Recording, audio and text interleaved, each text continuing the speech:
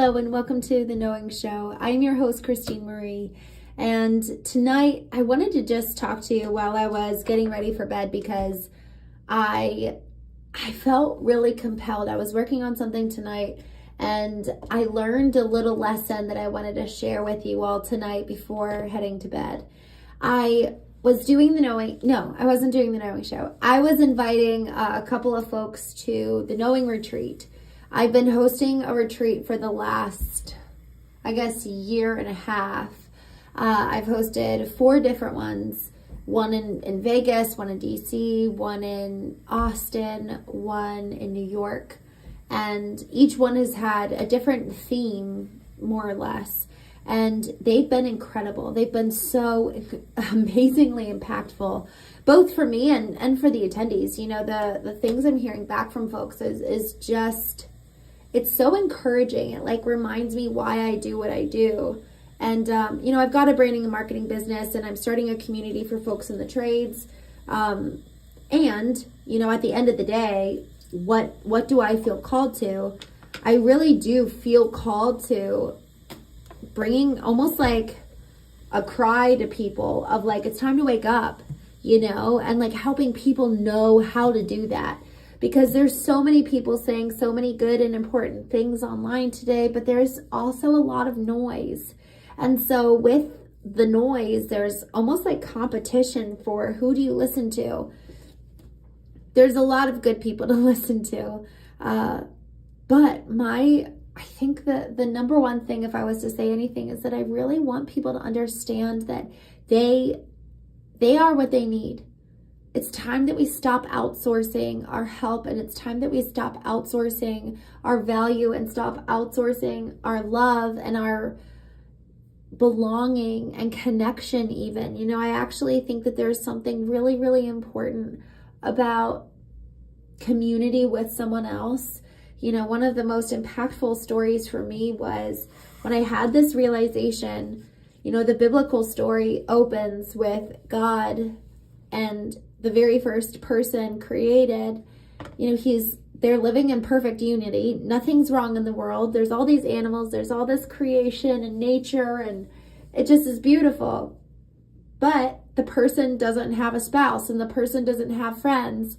And God says, it's not good for man to be alone, even though man is with God. And that, to me, I realized that years ago, and that just has always made a big impact on me. Wow. It could be, the world could be perfect and it's still not perfect because we're supposed to be in community. But if we're trying to be in community, so if we're trying to be in community, but we haven't gotten alignment with ourselves and connections with ourselves or with God, there's going to be disconnect and disunity with the people around us. I've seen for myself, my platonic, business, romantic relationships, every single one, I can see a remarkable difference when I engage with them, when I'm coming from a place of confidence and alignment, and I know who I am, and I'm walking in my calling, and I'm walking as I was created to be, versus I'm looking to them to meet my needs. And I'm not feeling like I'm enough, so I'm looking to them to tell me that I'm enough. Man, that's a lot of pressure for anyone to carry. And so with that, these knowing retreats, I've called them the boot camp of the soul. And I was working on one for January and creating an invitation, and I was preparing it to send out to folks. And I had this moment. Y'all, I hate sales. I just do. and I've actually sat with it for a couple of times at various points throughout the year. Why do I hate sales so much? And, I've realized different things. But tonight, I was about to ask ChatGPT to help me create, just a little message to them, effectively saying, you don't have to come. I'm sorry, I'm sending you this. Totally fine if you don't want to. And then, I asked myself, I was like, if I was to really think about them, not think about me, how would I position this? And then I wrote it not with ChatGPT, and I was just I'm so excited to invite you because I know that this is something that's so important to me. It's something that's so impactful. You know, I've now done 4 of these events. I've also done virtual workshops with over 100 people, and I see the impact, and it's so exciting, and I'm so thrilled to invite you. And it was just so interesting. This is what I wanted to share with you. Once I moved myself, like my ego, out of the driver's seat, and I actually put, talk about being connected and walking in your power. Once I stepped into the impact that I know that this will make, and I also put on the hat of service. So it's 2 things. It's not just, strip away your ego and walk in your power, but it's, okay, well, who am I serving? We have to have clear awareness of who we're serving and the transformation that's going to happen there. Otherwise, ego is going to be crouching there. And otherwise, we have all this confidence. For what purpose? Well, it's for the good of others. It's for the good of those we're serving. And so it was so helpful for me tonight. Immediately, I switched from fear to love. I felt afraid to send this message out to people, like I was afraid because my ego was in the driver's seat. I was afraid of what they'd think. And I also realized that afraid of what I would think is actually predicated in my own insecurity in the past of when people try to sell me, I feel bad for saying no. That's my issue. They hopefully don't have that issue. And so we can't sell people or speak to people based on our own insecurity. But if we're not aware of what those insecurities are, we're going to. We can't help it. That's what we know. And so the more work, this is another reason why we need to go inward and do the work for ourselves, is because otherwise we'll be engaging with the world from a place of fear, our own fear, not theirs. We'll be assuming, we'll be projecting our fear on them. And then everybody wonders why they feel so misjudged. Well, it's because we're looking at the world through kind of a selfish lens. We're looking at the world through how we see it, not putting ourselves in their shoes. We actually cannot have empathy because ego is in the way. Ego rooted in fear. So it's really not good for anybody. Who wants to abide by their ego, and who wants to live trapped in fear? So the first step is to move from fear to love.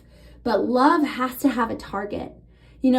We have love for ourselves. Yes, we have love for God. Yes.